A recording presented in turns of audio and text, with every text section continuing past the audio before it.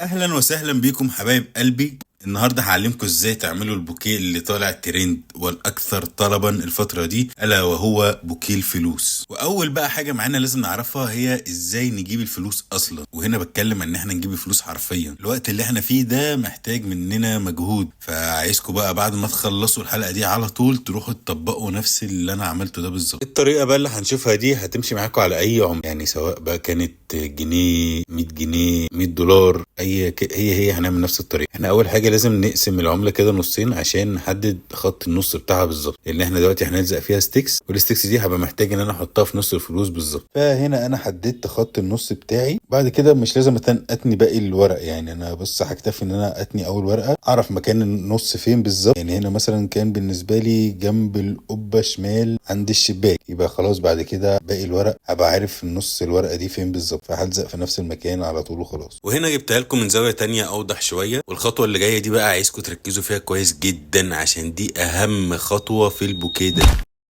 هنجيب قطعة من التيب ونلزقها على الستيكس، ونبتدي ان احنا نثبتها في نص الفلوس بالظبط زي ما حددناها في اول الفيديو. والخطوة دي بقى هنكررها في كل المبلغ. بعد كده هنبتدي ان احنا نتني الجزء اللي تحت من على اليمين لحد فوق في المنتصف، والكورنر اللي هو تحت على الشمال لحد برضو فوق في المنتصف. بعد كده نبتدي نضمهم على بعض من جوه، ويا ريت نخلي صوابعنا جوه الفلوس كده عشان تدينا زي اكنهم قرطاسين مثلا مع بعض. ونبتدي ان احنا نثبتها من تحت تيب برضو، ونثبتها برضو من فوق كمان بتيب تاني. وهنا بقى جبتها لكم بزاوية تانية برضو جايز تبقى اوضح عشان اللي ما خدش باله من المرة الاولانية. ادي وانا بتني الفلوس لجوه اهو، بحاول احط صوابعي جوه كده الفلوس عشان تديني شكل القرطاس بالظبط، لا كلهم نفس المقاس ونفس الشكل. بعد كده هبتدي برضو اجيب التيب هلزقه بالشكل اللي زي الفيديو ده كده بالظبط، بحيث ان هو يمسك الفلوس على الستيكس اللي معايا. وبعد كده برضو هقوم عامل الجزء اللي فوق ده بالتيب، برضو لازم امسك الاتنين دول مع بعض بالتيب كده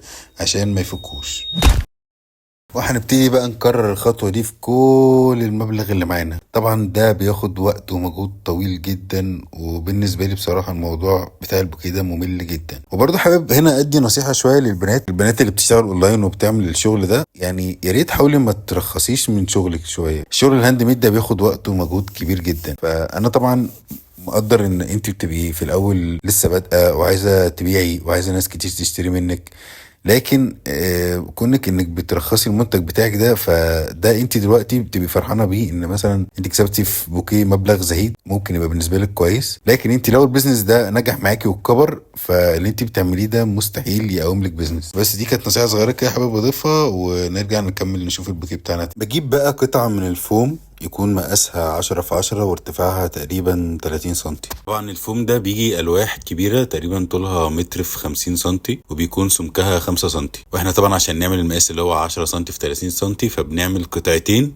كل واحدة 5 في 30، وبنبتدي نلزق الاتنين في بعض فيديني اللي هو المربع 10 في 10 في 30. لو بقى في حاجة من الأدوات دي مش عارفين توصلوا لها تقدروا تتواصلوا معايا أو تكتبوا لي في الكومنتات، وأنا إن شاء الله يعني لو أنتوا في مصر هقدر أوفر لكم الحاجة دي، أو لو أنتوا بره مصر ممكن أحاول أجيب لها لكم مثلا من على أمازون أو نون أو من علي بابا حاجة زي كده يعني، وأقول لكم تشتروها إزاي. أو في حاجة تانية بتتباع كده شبه عارفين العوامات اللي بننزل بيها البحر، نفس فكرة الفوم بتاعها ده كده، في منها بتباع دواير كده بتتقطع برضو، يعني هي بتبقى طويلة وانت بتقطعها بالطول اللي انت عايزه. دي برضو ممكن تنفع معاك في نفس البوكيه. بنبتدي بقى نجيب الستيكس اللي احنا عملناها اللي فيها الفلوس دي، وبنقعد بقى نثبتها بشكل دائري كده واحدة ورا واحدة ورا واحدة في البوكيه لحد ما تظبط معايا الدايرة خالص. بعد كده بقى ببتدي اخش على الجزء بتاع التغليف.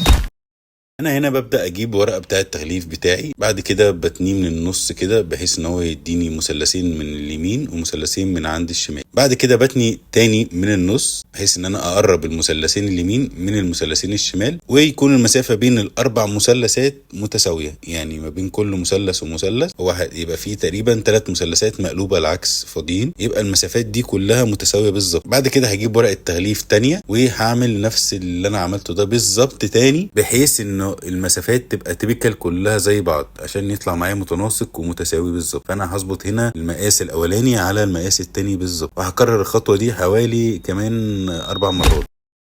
الحمد لله رب العالمين، خلاص البوكيه اوشك على الانتهاء. فاضل بس خطوات بسيطة ان احنا نلزق بقى اللي احنا عملناه ده عشان نفنش الشكل خالص. ودي بقى بتبقى احلى لحظه بقى لما تشوف كده مجهودك اللي انت بقالك فيه كام ساعه ده خلص بقى قدامك كده وبقى تحفه فنيه، بتبقى مبهور بيها اكتر من العميل 100 مره. تلاقي نفسك كده فرحان بقى وعمال تصور وتفرجها لده وتفرجها لاصحابك ومستني الفيدباك الحلو بقى. صراحه بتبقى لحظه ممتعه حتى لو عملته 50 مره. المهم احنا بنجيب الورق اللي احنا عملناه ده مثلثات، بعد كده بنبدا نلزقه في الفوم كده بحيث ان هو يبقى معدي البوكيه بتاعنا بمسافه حوالي تقريبا 5 سم او 6 سم. وبقى بفضل احط المثلثات دي ورا بعض ورا بعض كده، هي هتلاقوها بتلف لوحدها. انتوا هتفضلوا تحطوا في الورق هتلاقوه هو عمال يلف لوحده، وهو يلف وانت تلف وراه، هو يلف وانت تلف وراه. بعد ما بخلص بقى بجيب 3 ورقات كمان وبتني كل واحده على 2 كده هم من النص. بعد كده دي بقى بتغطي معايا البوكيه كله، حتى لو في السولوتيب باين اللي هو التيب يعني، او لو في اي ديفو تحت، وكل الفوم والحاجات دي كلها. ال3 ورقات دول بقى هم هيداروها، هنلفهم كده على البوكيه راوند كده، وبكده يكون البوكيه خلص معانا.